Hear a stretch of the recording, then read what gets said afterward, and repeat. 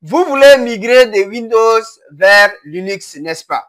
Eh bien, ne commencez surtout pas avec Ubuntu, Debian ou CentOS, à moins que vous soyez des vrais guerriers. Croyez-moi, si vous débutez avec ces distributions, votre aventure de Linux risque de se terminer avant même d'avoir commencé. Quand j'étais étudiant, le prof nous avait dit d'installer Ubuntu comme première étape. Résultat, grosse frustration, environnement, environnement froid, pas du tout familier avec Windows. Bref, c'était un choc culturel numérique. Alors aujourd'hui, j'ai fait cette vidéo que vous ne faisiez pas la même erreur que nous. Je vous recommande fortement de commencer avec Zorin OS ou Linux Mint. Ces distributions sont simples, fluides et surtout très proches de Windows. Avec elles, vous allez pouvoir explorer Linux sans détester l'expérience. Allez, sans plus tarder, voyons à quoi ressemble leur interface graphique. Je vais rapidement vous montrer leur logo, les deux distributions dont je vous recommande avant de voir leurs interfaces graphiques. Ok, ça c'est Zorings, son logo est là. Ok, ça c'est Zorings. Maintenant, Linux Mint, c'est ça. Ok, vous allez voir LM dedans. L pour dire Linux, Mint. Ok, ça c'est Debian, ça c'est Ubuntu. Ok, le fameux Ubuntu. Ok, dont vous entendez souvent parler. Ceci, c'est CentOS et Kali Linux, le système des pirates. OK? Voilà, Debian, c'est la mère, la distribution mère. Ubuntu est sa première fille, OK? Directement issue de Debian. OK? Maintenant, Kali Linux est issu de Ubuntu, mais pas directement. Il se repose sur la mère même. OK? Maintenant, les Linux Mint, les deux versions dont je vous parle, viennent directement de Ubuntu. OK? C'est des distributions issues de Ubuntu. Ça, c'est les enfants de Ubuntu, les deux. Maintenant, Ubuntu est la fille de la distribution mère Debian.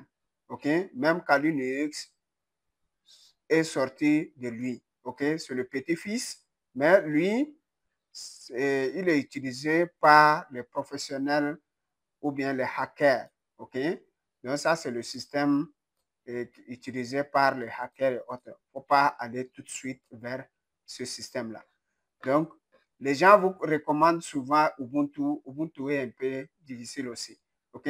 Donc, si vous finissez avec l'un de ceux-là, vous passez directement à Ubuntu. Et de Ubuntu, maintenant, vous pouvez explorer la grande mère ainsi les autres distributions.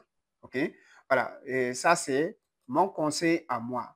Maintenant, sans plus tarder, on va voir les dés. OK?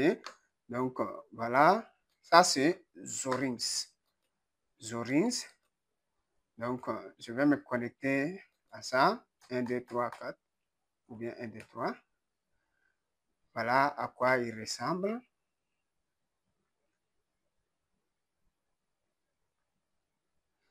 OK? Voilà. Je l'ai installé en virtuel. Mais c'est juste pour vous montrer à quoi il ressemble, que ce soit en physique ou virtuel. OK? Voilà, vous voyez, il a son bouton démarrer comme Windows. Il ressemble à Windows. Et là, vous allez voir le menu démarrer est là. OK? Donc, vous pouvez cliquer sur éteindre pour l'éteindre. OK?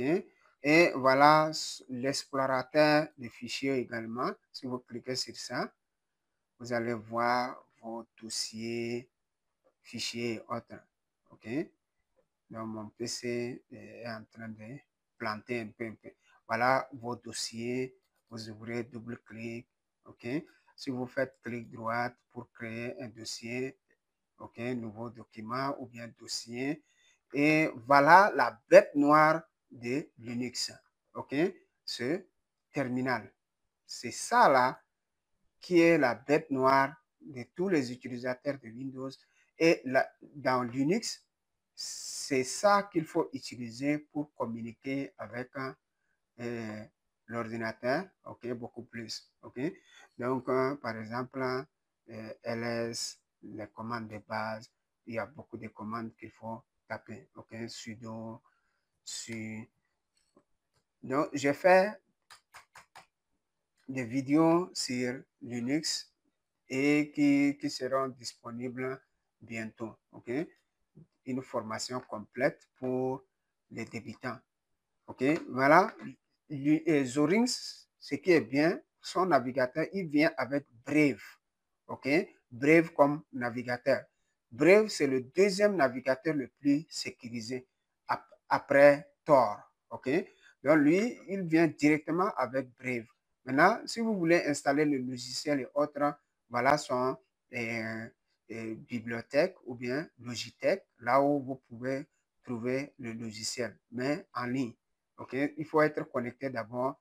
Et là, si vous cliquez dessus, c'est comme Apple Play Store ou bien Apple Store, comme Apple Store ou bien Microsoft Store. OK, voilà. Ici, vous allez trouver tous les logiciels à installer. OK. Maintenant, je vais l'éteindre rapidement en cliquant ici et éteindre. Ensuite, éteindre. OK. Là, je l'éteins. Maintenant, on va passer à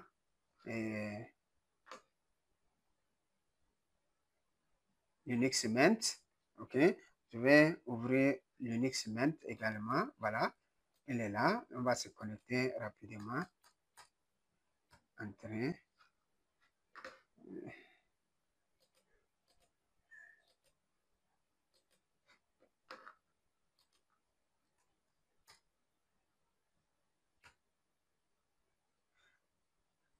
Voilà Linux Mint, à quoi il ressemble ou bien à quoi il faut s'attendre quand vous installez ça.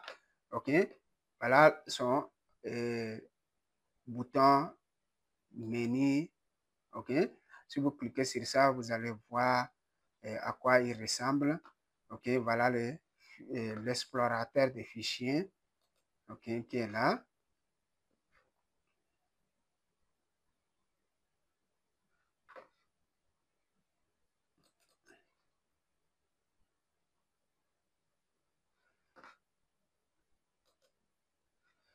Voilà les dossiers, bureau, mes documents, musique et autres. OK. Voilà, maintenant, son navigateur par défaut, c'est Firefox. Vous pouvez installer le navigateur dont vous voulez. OK. Voilà, voilà le fameux terminal qui fait souffrir les gens quand vous migrez vers Linux. OK? Donc, il ressemble beaucoup plus à Windows, mais le capot derrière, c'est vrai Linux qui est là. OK? Et avec Linux, c'est fini le monde des virus ou l'activation de Windows. Il faut une licence, activation de Office et autres, acheter les logiciels. Non, non, non. Ici, la majorité des logiciels sont gratuits. OK? Et le système est même gratuit. Vous n'avez pas besoin d'activer ça. C'est déjà activé et c'est des supports de long terme. Des fois, ça va. La majorité, c'est 5 ans. OK? 5 ans et après 5 ans, une autre version. Et quand ça devient obsolète, vous n'avez pas besoin de désinstaller et tout recommencer. Non, vous allez faire simplement une migration vers la nouvelle version et en quelques minutes, vous téléchargez la nouvelle version sans que vous ne perdiez vos données ou bien quoi que ce soit. OK? Et vous mettez à jour et c'est fini. OK? Et voilà le conseil que je vous donne. OK? Les deux distributions dont je viens de vous montrer leur interface sont vraiment très familiers à Windows. Donc, si vous voulez migrer de Windows vers Linux, il faut commencer par C là. Ça, c'est une recommandation personnelle. OK? Merci de m'avoir suivi et à nous revoir au prochain épisode.